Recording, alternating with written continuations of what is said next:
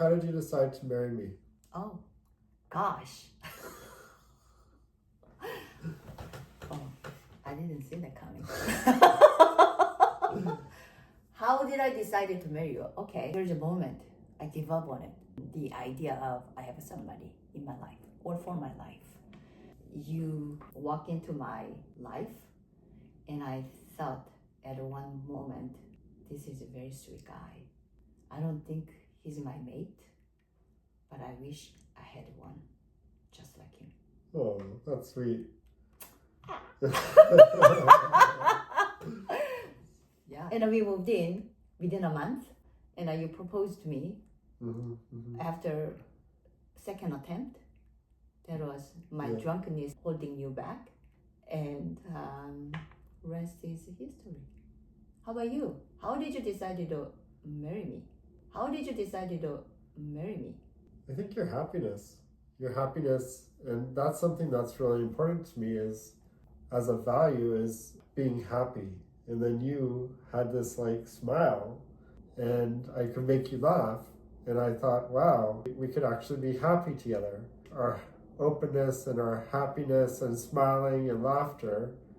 And that's the type of person I could build a life with. That's very interesting though. I'm from Korea. One of my nickname was General. I left like general in the military. And that was too much for many men to handle me.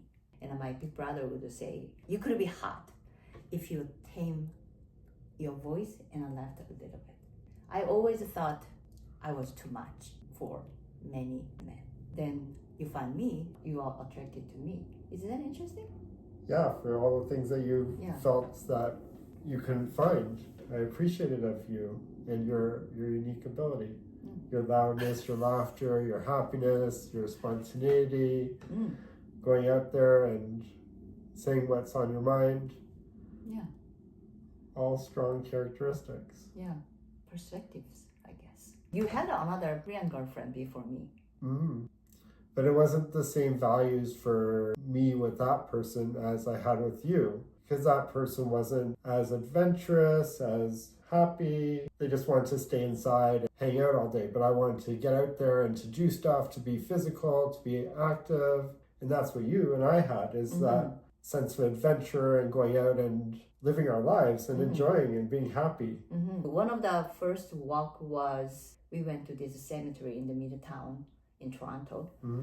I found that the serenity in that cemetery, and that was my first time walking into cemetery. I found that calm. Yeah, right? Me too. And then you told me your ex didn't want to come into cemetery. It's because it's whatever the reason. She didn't like that, I guess. That's just people are dead. Yeah, all like a cemetery, I believe in the calluses. On your hands, thick skin, you just go for it, deal with it. That kind of calluses, even mentally, emotionally. When it's filled, it hurts. Yeah. It crack it. It can bleed it. Yeah. Yeah, building calluses isn't fun. It's not easy. It's like building a business or building a relationship. Sometimes it takes persistence. Do you have a calluses on your hands? Usually from like doing pull-ups or lifting weights, things that have helped me build my calluses. Because 18 years of working out, now have calluses that are going to be here for forever. How do you handle that? You just it just becomes natural, these calluses. You don't even need to think about it or even realize it. You've become tough. They don't bug you. They're just part of who you are. Mental calluses. Is there anything you can actually point it out? No, I think like doing the same thing every day, having routines, those turn into strong calluses. Why do you call that actually as a calluses mentally? Was it a hurt when you built it? Did you bleed it when you built that routine? Yeah. Did you have a sweat when you built that calluses for you mentally? If you think about your career in social media, you're posting to YouTube, nobody was paying attention. You were by yourself for many years before you really took off to having hundreds of thousands of people that are following you. But for back then, it felt like you're just talking to yourself. You're building those calluses of hard work and consistency. Yeah. And you did that and you felt, oh, nobody's listening, but you kept going. Yeah. So that's what built that toughness and that callous, Yeah. hard shell, and you didn't give up.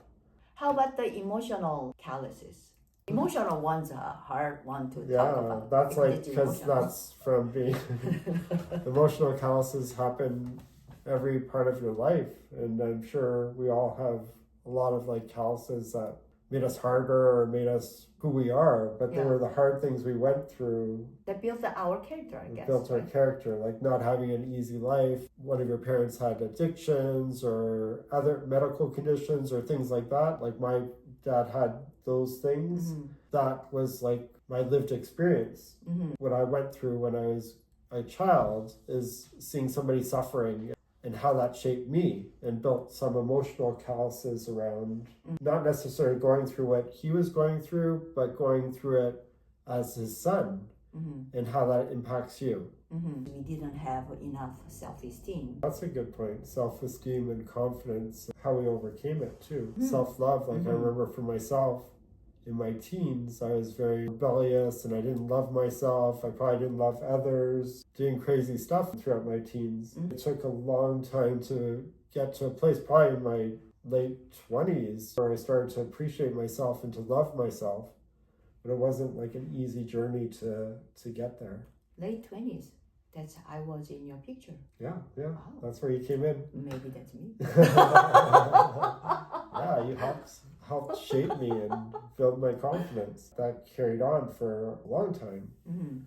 Yeah. But that confidence, even looking in the mirror, not feeling like I don't look good or I'm ugly, right? Those feelings real for that time. I remember I wished I'm a Wonder Woman. Do you remember 1970s Wonder Woman? She goes in and she just swirl around it and changing into the Wonder Woman. Totally different than just civilians. I wished I had that kind of thing. I don't know, there is something about almost like snake come out from old skin, the butterfly merged out from the cocoon. That was the fantasy I had. I really wished I could get rid of this shell. I can come out as totally different person. Whether outside of the world can recognize me as me or not, I wanted to be somebody else. I remember I wished I'm a Wonder Woman. Do you remember 1970s Wonder Woman? She goes in and she just swirl around it and changing into the Wonder Woman. Totally different than just civilians. I wished I had that kind of thing. I don't know, there is something about almost like snake come out from old skin, the butterfly merged out from the cocoon. That was the fantasy I had. I really wished I could get rid of this shell. I can come out as totally different person. Whether outside of the world can recognize me as me or not, I wanted to be somebody else.